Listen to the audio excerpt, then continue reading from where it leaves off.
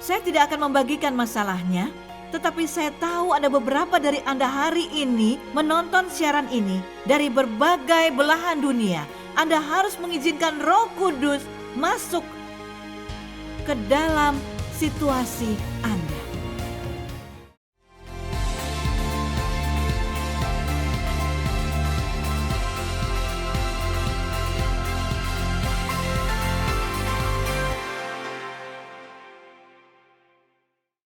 Ada berbagai musim yang berbeda dalam hidup kita. Saat ini saya sedang melalui musim kemajuan, musim peningkatan, dan juga begitu banyak pewahyuan yang baru. Akan saya bagikan beberapa kepada Anda hari ini, karena saya tahu ini akan menguatkan Anda. Jadi ketika Anda melalui sebuah musim kemajuan, musim peningkatan dan perubahan, penuaian, Anda selalu berada di ladang pelatihan. Allah selalu melatih Anda. Apakah Anda sadar atau tidak? Tetapi agar Anda dapat memperoleh yang terbaik dari pelatihan, Anda harus bisa diajari dan harus merendahkan diri.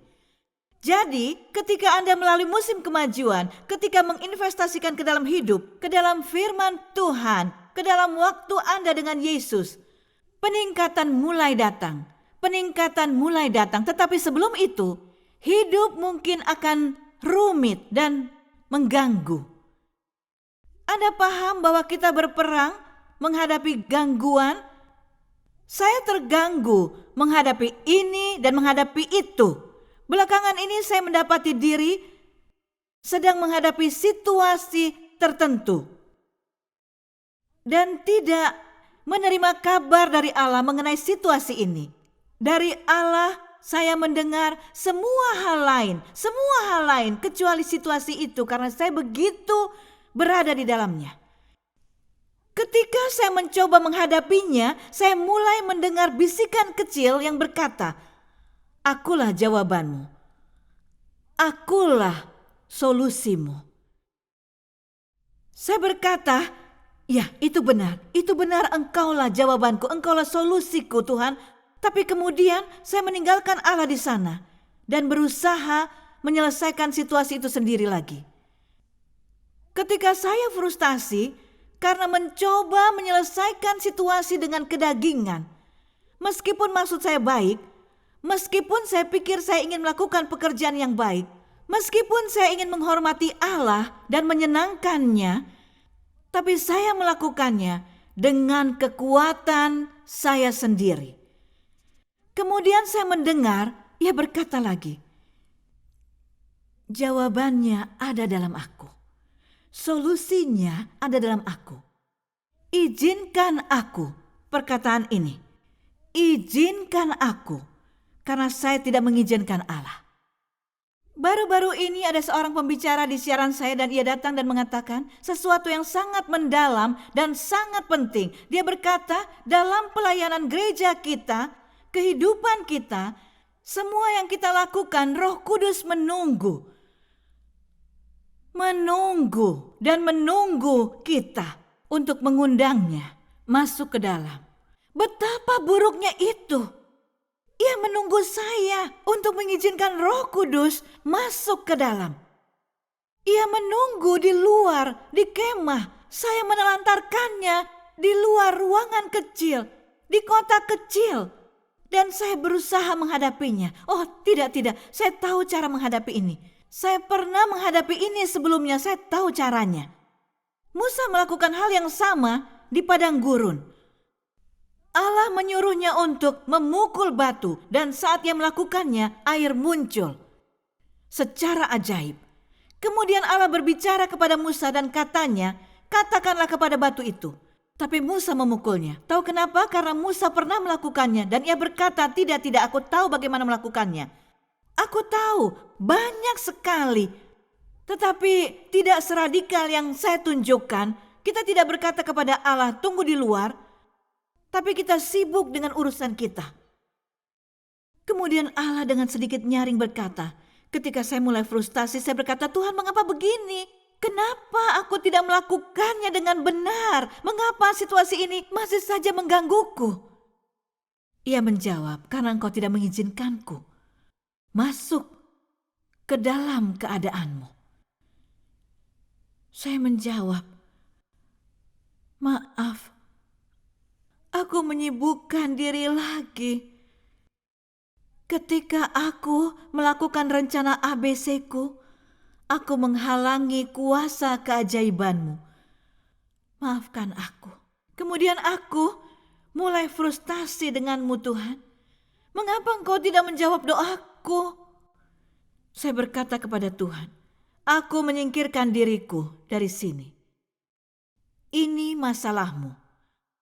Aku menyerahkan ini kepadamu. Apa yang terjadi? Dalam 1 hari, masalah itu diselesaikan. Dan bagian yang menyedihkannya adalah butuh 1 tahun. 1 tahun bagi saya untuk menghadapi hal yang sama. Saya tidak akan membagikan masalahnya, tetapi saya tahu ada beberapa dari Anda hari ini menonton siaran ini dari berbagai belahan dunia. Anda harus mengizinkan Roh Kudus masuk ke dalam situasi Anda. Yesus ingin menyelesaikan masalah Anda hari ini. Kita menyukai pahlawan super. Kita menyukai peran mereka di film-film aksi. Mereka pergi dan membunuh 20 orang sekali pukul, hampir seperti kekuatan supranatural. Atau yang biasa saya katakan kepada suami saya, oh pria ini seperti kucing. Kucing memiliki 9 nyawa, pria ini juga demikian. Mereka tidak pernah mati. Sementara semua orang mati, tetapi mereka ini hanya sedikit terluka di bahu mereka. Dan mereka ini pahlawan, mereka keluar dari debu-debu yang berhamburan dan benda-benda di zona perang seperti pahlawan. Mereka hanya sedikit pincang dan mereka hanya sedikit dibalut atau sesuatu di sana dan wajah mereka terdapat sedikit kotoran, tetapi mereka tidak terluka.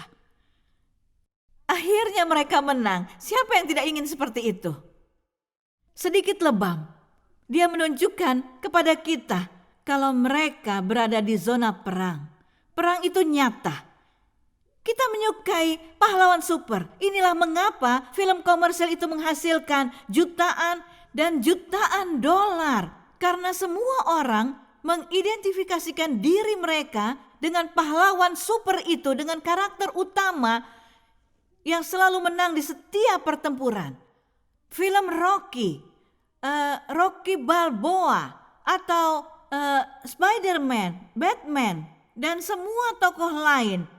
Karena ada beberapa benih kehebatan dalam diri kita yang berbisik, kamu bisa menjadi seperti mereka. Dan hari ini saya datang dan berkata, Anda bisa menjadi demikian. Anda bisa seperti itu tanpa perlu ke gedung olahraga dan berlatih 3 jam sehari di sana. Anda bisa menjadi seperti itu tanpa tahu cara pengoperasiannya. Tidak perlu tahu mengoperasikan senjata atau bom di tangan Anda atau menjadi pembom bunuh diri atau apapun. Anda bisa menjadi pusat kekuatan itu. Anda bisa menjadi satu pasukan tunggal pria. Anda bisa menjadi satu pasukan tunggal wanita. Bisa dengan Allah. Sangat luar biasa bagaimana Anda membawa Allah ke dalam persamaan. Saya tidak melakukannya hanya untuk situasi itu. Anda bisa membawa Allah ke dalam keuangan Anda, membawa Yesus Kristus ke dalam keadaan kesehatan Anda. Ia mengubah keadaan. Bahkan Anda tidak perlu terluka jika Anda membawa Allah ke dalam Anda. Belakangan ini, Roh Kudus mengarahkan saya dengan pengalaman saya bersamanya karena saya percaya Roh Kudus adalah pribadi Tritunggal yang paling diabaikan. Kita berdoa dalam nama Bapa, kita berdoa dalam nama Yesus, kita memang harus selalu menyebut nama Yesus Kristus. Tentu saja kita memanggilnya Aba Bapa. Tetapi kita tidak mendengarkan suara kecil dari Roh Kudus. karena banyak sekali suara di luar sana. Allah mulai membawa saya kepada kepahlawanan Daud yang perkasa. Saya kagum dari ayat satu ke ayat yang lainnya, saya mulai melihat bahwa oh wow, saya juga bisa menjadi satu pasukan tunggal hanya dengan mengundang Allah bersama dengan saya. Lihat, di mana Allah berada terjadi pelipat gandaan. Dimanapun Allah berada, ada kemakmuran. Ketika Anda membawa Allah ke dalam keadaan apapun, Ia menyelesaikannya, menebus, memulihkan. Inilah yang Anda butuhkan. Kita akan mulai belajar dari kitab Hakim-Hakim pasal 6, Gideon. Salah satu kisah kesukaan saya, Gideon. Tetapi orang Israel melakukan apa yang jahat di mata Tuhan. Sebab itu Tuhan menyerahkan mereka ke dalam tangan orang Midian 7 tahun lamanya. Baiklah, kita berhenti di sini. Bangsa Israel melakukan apa yang jahat di mata Tuhan. Dan Allah menyerahkan mereka ke tangan musuhnya. Apa yang baru? Tidak ada yang baru di bawah matahari. Pada saat Anda mulai pergi ke arah yang salah, Anda tidak tahu kapan Anda akan keluar dengan meninggalkan anugerah pengampunan dan payung perlindungan Allah. Dia pengampun, Dia sangat lemah lembut, Dia penyayang. Tetapi Anda memiliki kehendak bebas. Seperti dalam contoh saya. Saya berkehendak bebas untuk mengundang Allah dalam keadaan saya. Dan juga berkehendak bebas untuk tidak mengizinkannya. Saya kesulitan dengan masalah yang sama selama 1 tahun. Sampai saya berkata, "Selamat datang. Engkau diterima di sini, Roh Kudus. Engkau roh kebenaran. Tuhan, aku menghendaki hikmat-Mu di sini. Aku butuh kuasa-Mu di sini. Aku butuh kekuatan-Mu di sini." Kadang kita mengatakannya, tetapi tidak mengizinkannya. Banyak orang berkata, aku hanya menginginkan yang Yesus inginkan. Apa yang Allah inginkan. Tetapi mereka juga berkata, tinggallah di luar rumahku. Tinggal di luar di depan pintu. Memang lebih mudah bicara daripada melakukan. Karena saat Anda mengatakan, aku berserah kepadamu Tuhan, Anda mundur dan tidak menjamah hal itu lagi. Tidak perlu Anda mengatakan apapun berjuang dengan kedagingan. Tidak perlu berusaha lagi menyelesaikannya. Anda sudah menyerahkannya. Dan mari kita lihat bagaimana Allah menyelesaikan keadaan itu dengan ajaib. Bahkan jika seluruh dunia menghadang Anda akan menjadi pasukan tunggal. Anda menjadi pahlawan super bersama dengan Allah. Jadi bangsa Israel melakukan yang jahat di mata Tuhan. Ketika Anda melakukan yang jahat, Anda di jalan yang salah. Ketika Anda melakukan sesuatu yang tidak seharusnya dilakukan, Allah menyerahkan Anda. Allah melepaskan Anda ke tangan musuh. Karena Anda bersikeras untuk pergi dengan cara melawan kehendak Allah. Karena orang Midian begitu menindas, inilah yang terjadi. Saat Anda mengikuti jalan yang jahat, Anda membukakan pintu bagi iblis. Dan iblis menindas Anda. Setelah penindasan itu, depresi. Setelah depresi, pikiran bunuh diri. Dan bunuh diri datang. Jadi apa itu bunuh diri? Roh kematian. Semakin jauh Anda pergi dari Allah, Anda mengundang sakit penyakit, semua kehancuran, ujian, dan pergejolakan di dalam hidup Anda. Ada pintu terbuka yang harus Anda tutup hari ini. Karena kekuatan dari musuh amat sangat menindas, maka orang Israel membuat tempat-tempat perlindungan di pegunungan, yakni gua-gua dan kubu-kubu.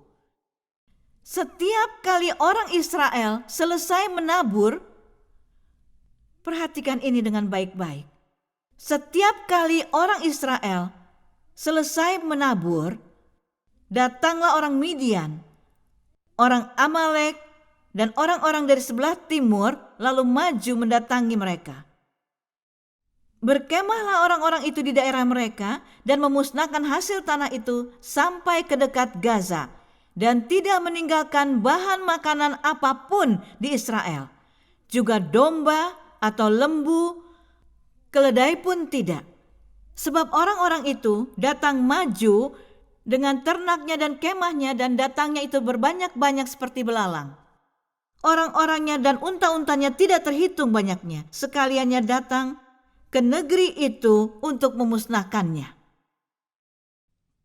Pada saat Anda menolak Allah, Anda membukakan pintu bagi musuh Anda. Seperti yang saya katakan, saya melakukan pelayanan, pelepasan, beginilah musuh bergerak. Ketika Anda berjalan dalam ketidaktaatan, satu roh jahat masuk menjaga pintu, dan satu lagi membuka pintu agar yang lain dapat masuk. Anda terus melangkah ke arah yang salah, terus melakukan yang jahat, dan semakin banyak roh jahat yang masuk dan tinggal di dalam diri Anda. Itu bukan Allah yang melakukannya, tetapi Ia mengizinkan ini terjadi sebagai pembelajaran bagi Anda. Jika ada pintu yang terbuka bagi musuh, musuh itu memakan hasil tanaman Anda. Ia memakan berkat Anda. Dan ia memakan harta Anda. Karunia dan talenta yang Allah berikan. Iblis mencuri sukacita dan kedamaian. Ia terus melahap Anda. Dan semakin Anda menuju ke arah yang salah, semakin Anda membuka pintu untuk musuh, dia menyerang jiwa Anda. Dan iblis sangat licik melakukannya di titik buta agar Anda tidak dapat melihatnya. Anda merasa itu wajar. Dan karena Anda keras kepala, Anda terus mengarah ke arah yang salah. Bahkan di gereja Anda dapat melakukan itu. Anda dapat melakukannya bahkan sebagai anak Allah. Karena bangsa Israel, bangsa pilihan Allah. Anak-anak Allah melakukan ini. Orang-orang Israel membuat tempat-tempat perlindungan di pegunungan, gua-gua dan kubu-kubu. Kapanpun orang Israel menaburkan benih, musuh memakannya. Anda menghasilkan uang tapi tidak memiliki berkat. Anda memiliki sahabat tetapi tidak bersukacita. Anda memiliki keluarga tetapi selalu ada masalah perkelahian dan perselisihan. Karena ada pintu yang terbuka bagi musuh yang harus ditutup dan Anda harus bertobat, berbalik kepada Allah agar Allah berada di sisi Anda menjadi suatu pasukan, menjadi bala tentara bagi Yesus Kristus. Tidak ada cara yang lain. Mereka berkemah di daerah itu. Musuh menghabiskan semuanya. Seperti belalang. Tidak terhitung banyaknya. Perhatikan, ada begitu banyak.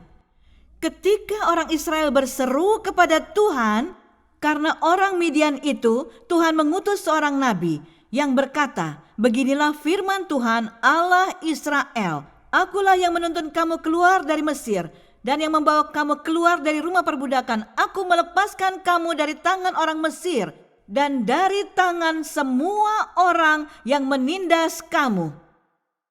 Tetapi kamu kembali kepada perbudakan. Kamu kembali ke Mesir sama seperti anjing kembali ke muntahannya. Kamu kembali. Aku telah membebaskanmu, memberikan kepadamu jalan keluar. Tetapi engkau kembali tanpa engkau sadari mengalami kemunduran. Inilah mengapa kekacauan, ujian dan pergejolakan datang dan menyerangmu dan juga keluargamu. Akulah Tuhan Allahmu, maka janganlah kamu menyembah Allah orang Amori yang negerinya kamu diami ini. Tapi kamu tidak mendengarkan firman-Ku itu. Lihat, seperti saya menjadi rapuh dan terbuka kepada Anda. Seharusnya saya bisa lebih baik. Anda juga harus demikian. Anda bisa lebih baik. Saya tidak mengizinkan Roh Kudus untuk datang dan menghadapi keadaan saya. Karena saya pikir saya lebih tahu dari Allah. Hari ini gereja negara barat menjadi lebih baik dari Allah. Mereka begitu cerdas. Mereka tahu mereka tidak butuh Roh Kudus. Ada roh kecerdasan yang jahat. Ada berhala roh kepintaran di dalam gereja. Pengetahuan itu tidak ada salahnya. Tetapi semua pengetahuan yang kita tahu, semua ilmu pengetahuan itu harus memuliakan Allah. Memuliakan Yesus Kristus. Tapi kita menggantinya dan terpisah dari suara Roh Kudus yang adalah roh segala kebenaran yang membuat kita lebih bijak dari siapapun, dan kita berbalik kepada kepintaran kecil kita yang sangat menyedihkan dan meninggalkan Allah begitu saja. Kita mulai melakukan hal-hal tanpa Allah. Jika gereja barat saat ini ada di depan Laut Merah, mereka akan membangun jembatan untuk menyeberanginya.